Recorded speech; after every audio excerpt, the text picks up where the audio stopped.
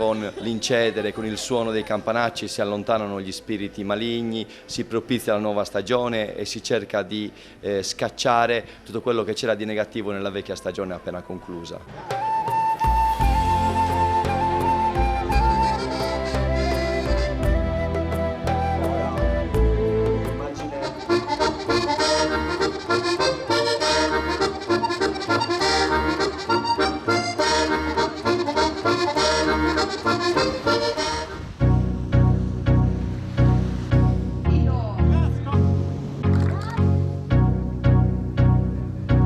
Siamo sempre molto felici di gareggiare a Orosei. È un'oasi meravigliosa, un'oasi che si presta alla pratica dell'attività sportiva all'aria aperta.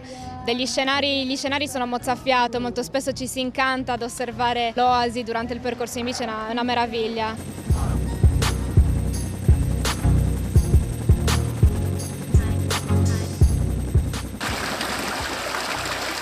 È tutto magico, l'ambiente, il clima, gli amici, i percorsi. La Sardegna è magica, è magia. Nel nostro immaginario pensiamo sempre alla Sardegna della zona balneare, la Sardegna dei bagni, della Costa Smeralda, invece la vera Sardegna è questa.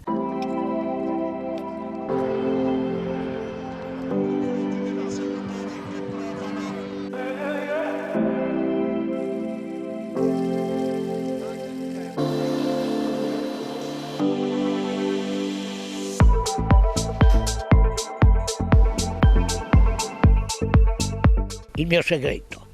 Ma guardi, io penso che uno dei segreti sia il DNA che mi hanno trasmesso i miei genitori, però modestamente credo di avere contribuito col mio comportamento a fare in modo che che la vita insomma si conservasse il meno peggio possibile.